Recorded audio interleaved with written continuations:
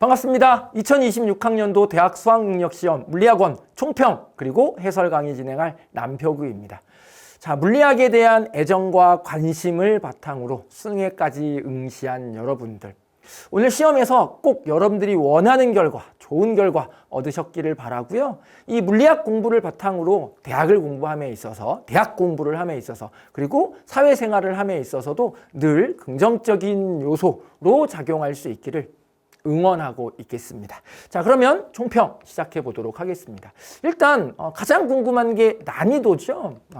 오늘 치러진 이 2026학년도 물리학원 난이도는요, 작년 수능보다 어려웠다라고 판단되어지고요. 그리고 2026학년도 9월 모평 문제보다도 약간 더 난이도가 있었다라고 판단되어집니다. 그렇게 얘기할 수 있는 근거는 첫 번째는요, 그렇죠? 쉬운 단원의 문제들의 난이도가 전체적으로 좀 올라갔어요.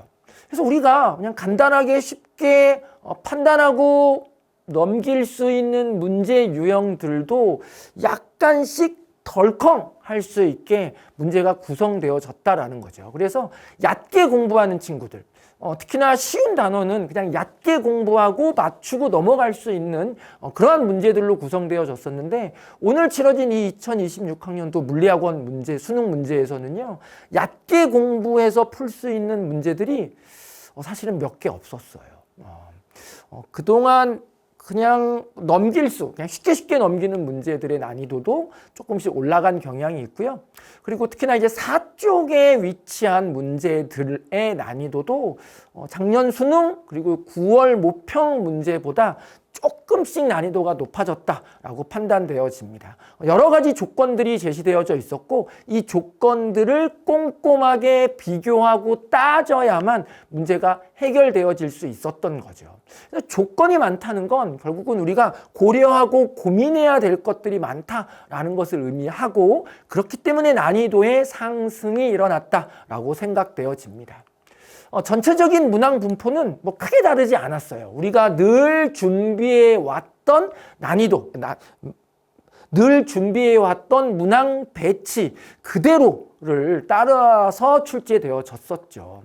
한 가지 이미 충분히 예측 가능했던 내용이었는데, 9월 모평에서는 여러 가지 운동 문제가 출제되어졌었잖아요. 근데 제가 그때도 말씀을 드렸죠. 수능에서는 아마 여러 가지 운동은 출제되지 않고 등가속도 직선 운동으로 바뀌어서 출제될 거다. 그리고 난이도가 올라갈 것이다 라고 분명히 말씀을 드렸었어요. 지난 해설 강의를 찾아보시면 알 수 있을 텐데, 아니면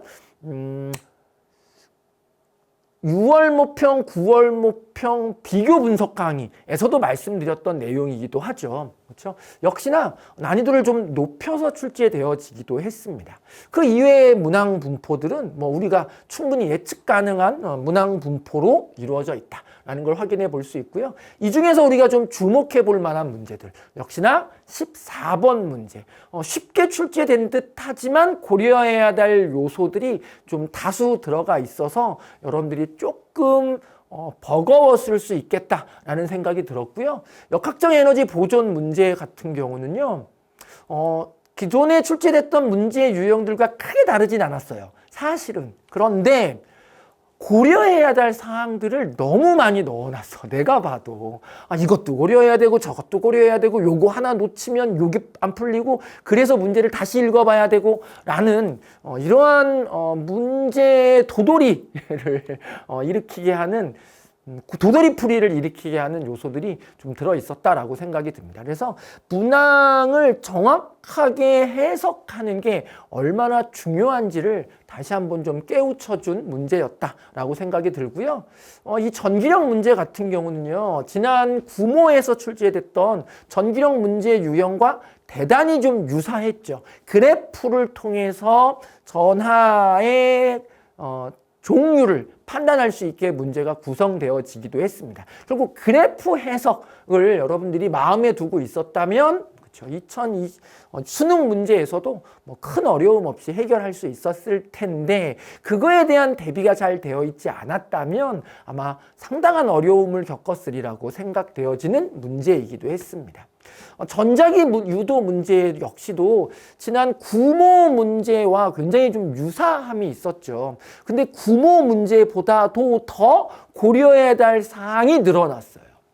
그래서 구모 문제와 이번 수능 문제 역시도 계산, 결국 공식을 이용한 계산 관계를 따지는 게 문제를 해결하는 중요한 포인트였습니다. 그래서 여러분들이 결국은 6모, 9모 문제를 분석하는 게 얼마나 중요한지를 이번 수능을 통해서 우리가 다시 한번 좀 느낄 수 있었으리라고 생각되어집니다.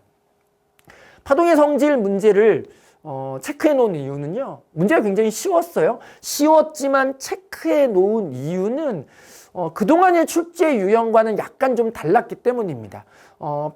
물결파가 진행해 가는 모습을 나타낸 문제 유형은 몇 번 있었죠. 그런데 그때마다 그 문제 유형에서는요, 파동의 진행 방향을 그림에 그려 넣어 줬었거든요. 그런데 이번 문제에서는요, 이 파면, 그러니까 마루를 이어놓은 선인 파면의 모습을 통해서 파동이 어떻게 진행해 가는지를 스스로 찾아내야만 하는 문제 유형이었습니다.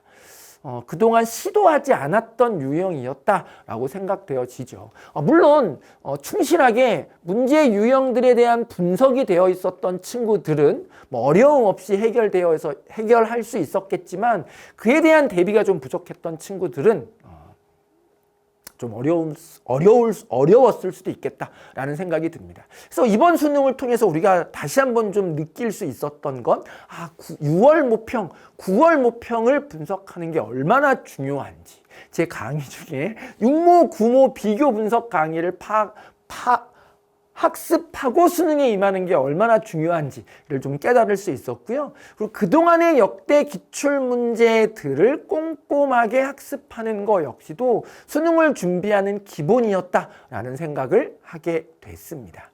어쨌든 여러분들이 이번 수능을 통해서 물리학에 대한 관심 그리고 자신감을 한층 더 끌어올릴 수 있었기를 희망하고요. 앞으로 대학생활의 함에 있어서도 물리학에 대한 애정과 관심 놓지 않으시기를 바랍니다. 자, 오늘 총평은 여기서 마치도록 하겠습니다.